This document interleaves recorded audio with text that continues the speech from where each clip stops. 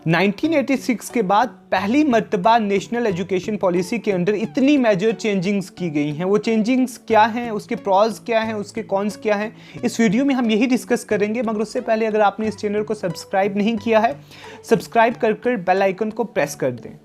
सबसे पहले ये जान लें कि ministry of HRD is no more ministry of human resource development, it is ministry of education. 1986 से पहले मिनिस्ट्री ऑफ एचआरडी को मिनिस्ट्री ऑफ एजुकेशन ही कहा जाता था। फिर राजीव गांधी की गवर्नमेंट ने 1986 में इसको चेंज कर मिनिस्ट्री ऑफ एचआरडी कर दिया और it is now again change to ministry of education in 2020। बात करते हैं स्कूल लेवल में जो चेंजेस की गई हैं। स्कूल लेवल का जो हमारे पास करिकुलर स्ट्रक्चर था वो 10+2 का था, यानी कि फर्स्ट ग्रेड से 10th क्लास तक, then 11th and 12th class. अब इसको चेंज कर 5+3+3+4 कर दिया गया। यानी पहले जो 5 साल हैं, उन 5 साल में जो 3 साल हैं वो प्री प्राइमरी क्लासेस या आंगनवाड़ी क्लासेस के नाम से जानी जाएंगी, जिसमें नर्सरी, एलकेजी, यूकेजी या इस तरह का कोई पैटर्न होगा। ये पैटर्न ऑलरेडी, ये स्ट्रक्चर ऑलरेडी प्राइवेट इंस्टीट्यूशंस में लागू था, मगर गवर्नमेंट इंस्टीट्यूशंस में अगर हम जाकर एडमिशन्स लेते तो हमें फर्स्ट क्लास में एडमिशन मिलता था, नर्सरी में नहीं। प्राइवेट इंस्टीट्यूशंस में ये स्ट्रक्चर था। अब ये स्ट्रक्चर जो है वो गवर्नमेंट इंस्टीट्यूशंस में भी लागू हो जाएगा। इसके बाद जो लास्ट का जो +4 का डिवीजन है वो 9th क्लास से 12th क्लास के लिए है। इससे पहले ये होता था कि क्लास 11th में हमें ऑप्शन दिया जाता था in order to choose medical field, non medical field, arts, commerce, anything of our choice. But अब ये चेंज करके क्लास 9th में कर दिया गया। अगर कोई शख्स 9th क्लास में फिजिक्स पढ़ना चाहता है वो उसको फिजिक्स पढ़ाई जाएगी, कोई हिस्ट्री पढ़ना चाहता है हिस्ट्री पढ़ाई जाएगी, यानी सोशल साइंस का सब्जेक्ट और दूसरा साइंस का सब्जेक्ट, तो he will be having options to do the same.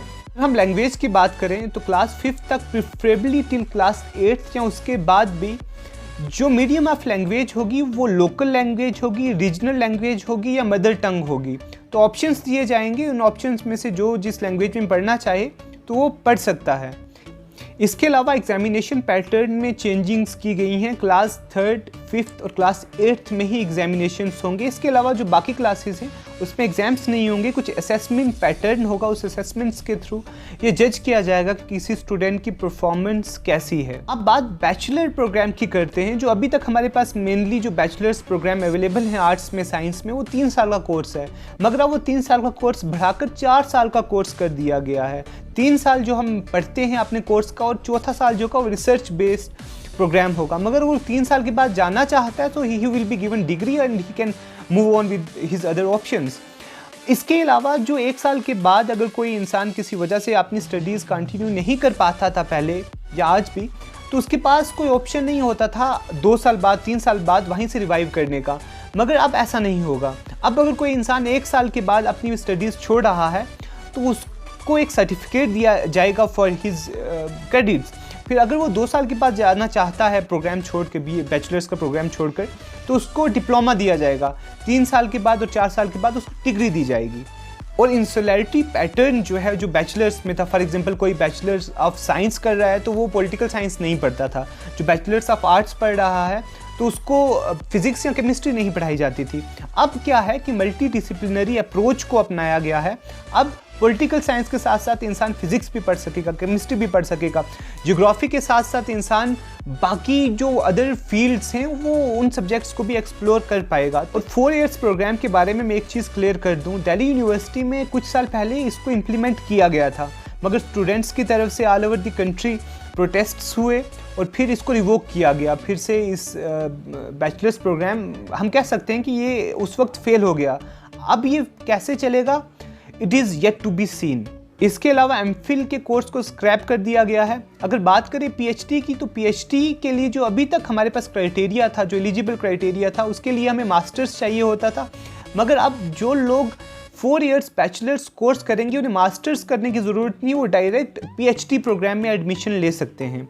अगर 3 ईयर कोर्स किया है तो 2 साल का मास्टर्स करना ज़रूरी है। और एक और जो मेजर स्टेप ये लिया जा रहा है कि 100 फॉरेन यूनिवर्सिटीज़ और फॉरेन कॉलेजेस के कैंपसेस को सेटअप किया जा रहा है इंडिया में। अब आप अंदाज़ा लगाएं कि कोई भी फॉरेन का कॉलेज या कोई भी फॉरेन की यूनिवर्सिटी अगर अपना कैंपस बनाएगी इंडिया में, उसका पर्पस क्या होगा, चैरिटी या प्रॉफिट गेनिंग। ऑब्वियस सी बात है, प्रॉफिट के लिए वो अपने कैंपस यहाँ पर सेटअप करेंगी। अगर प्रॉफिट के लिए सेटअप किया गया है तो उसकी फीस स्ट्रक्चर का आप अंदाज़ा लगा ही सकते हैं कि कितना ज़्यादा हाई होगा। तो ये कॉलेजेस सिर्फ रिचीज़ के लिए अफोर्डेबल होंगे।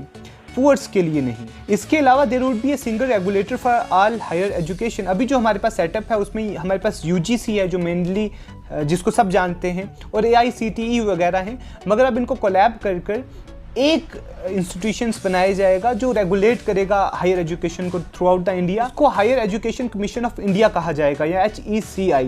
मगर आप अंदाज़ा लगाएं कि कोई टॉम डिक एंड हैरी जो UGC में AICTE में काम कर रहे हैं, वही टॉम डिक एंड हैरी अगर इस इंस्टीट्यूशन में काम करेंगे तो क्या ही चेंजिंग्स आएंगी। तो इंस्टीट्यूशंस के नाम चेंज करने से कुछ नहीं होगा। हाँ, अगर अच्छे लोग एजुकेशन सिस्टम में रखे जाएं तो चेंजिंग्स आ सकती हैं और अच्छी चेंजिंग्स आ सकती हैं। एक और वेलकमिंग स्टेप ये है कि जो NITs, IITs या इंजीनियरिंग कॉलेजेस वगैरह होते हैं उसमें मल्टी डिसिप्लिनरी कोर्सेज नहीं होते हैं, मगर अब ये प्रपोज किया गया है कि 2040 तक they have to establish multidisciplinary courses in their colleges, in their institutions. तो ये अच्छी बात है कि IIT का स्टूडेंट पॉलिटिकल साइंस भी पढ़ेगा, आर्ट्स भी पढ़ेगा, तो बाकी आर्ट्स और सोशल साइंस के सब्जेक्ट्स भी पढ़ेगा। I think it is a good step. देखिए, एजुकेशन जो है वो कॉन्करेंट लिस्ट में आता है, यानी कि अगर कोई भी अमेंडमेंट किया जाएगा इसमें, so state is morally obliged to consider states as well because India is a federal state। मगर states का ये कहना है कि they were not taken into consideration।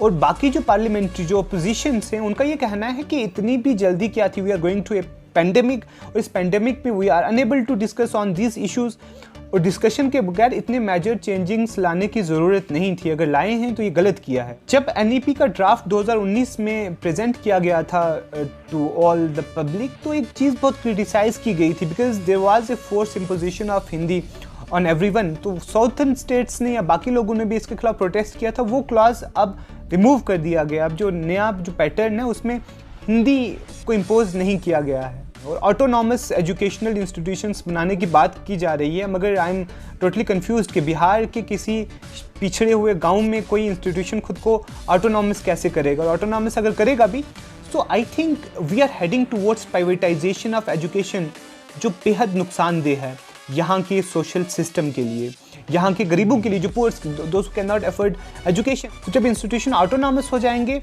तो जो गवर्नमेंट इंस्टीट्यूशंस हैं वो उनको फंड अगर करेंगे तो बहुत लेस फंड करेंगे। जिस तरीके से अभी फंड कर रहे हैं उस तरीके से फंड नहीं करेंगे। उनको कहा जाएगा your educational institution is autonomous, go and find funds for yourself. तो उससे ये होगा कि जो फीस है वो हाइक होगी विद द टाइम। जब फीस हाइक होगी तो पुअर्स के लिए प्रॉब्लम होगी। देखिए, बहुत सारे डिबेट्स हैं अभी, विद द टाइम और चीज़ें खुलकर सामने आएंगी। कुछ चीज़ें प्रॉज में जाएंगी, कुछ कॉन्स में जाएंगी।